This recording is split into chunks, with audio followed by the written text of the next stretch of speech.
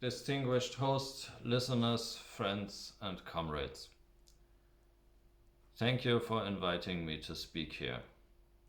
I wish to address you because I have actively supported our International Solidarity Alliance for almost 20 years, and I also speak to you as the chairman of the German Freethinkers Association.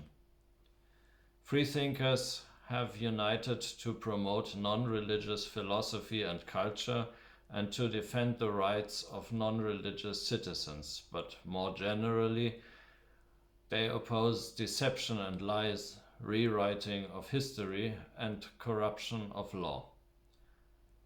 German freethinkers played a significant role in the anti-fascist struggle. More recently, they learned important lessons in the aftermath of German reunification. In 1990, the Freethinkers Associations of East and West Germany merged, becoming one of very few examples of a true merger, without the western part simply annexing the eastern part. Just like the entire national unification process did rather constitute an annexation of the German Democratic Republic by the Western Federal Republic. Allow me to say a few more sentences about this chapter of German history.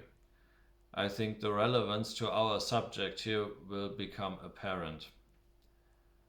I assume it is hardly known outside Germany how badly East Germans had to suffer under the new Western rule. Their businesses were privatized and often shut down, resulting in mass unemployment. Many lost their homes. Citizens accused of having been collaborators of the former government were persecuted. Their pensions were cut. Many faced criminal trials.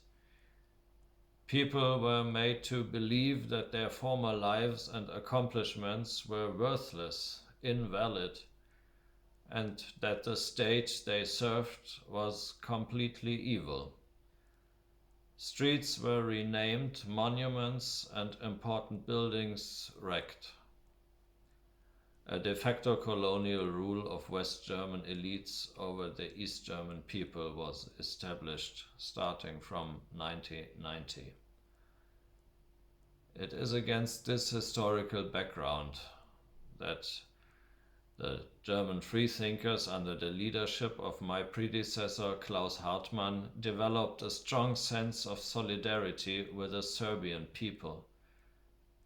First, when it was demonized by the same Western elites who oppressed our own people, and later, after the 5th of October 2000, when the Serbs were subjected to the same colonial measures that had been used against the East Germans for 10 years then.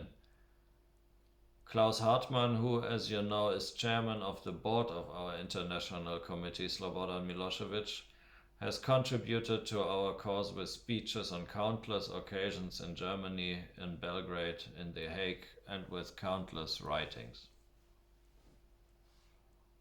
The name of Slobodan Milosevic has an important meaning to mankind. He was a politician, the likes of whom you do not see anymore, at least in the Western world. Guided by moral and philosophical principles, knowledge, wisdom, spirit, and courage, he defended Serbia when he was in power, and he defended Serbia when he was put on trial for defending Serbia. His struggle in The Hague against history being rewritten by NATO aggressors was truly heroic, defying all sorts of evil moves to deprive him of his right to self-defense and to producing evidence, and to deny him appropriate medical care. He literally struggled until his last breath, and he sacrificed his life for the future of mankind. It would be desirable if more artists could be encouraged to popularize this struggle. In any event, the name of Slobodan Milosevic has become a symbol for national resistance against imperialist robbery and slavery. As imperialism is becoming more and more aggressive, his name should be more often remembered.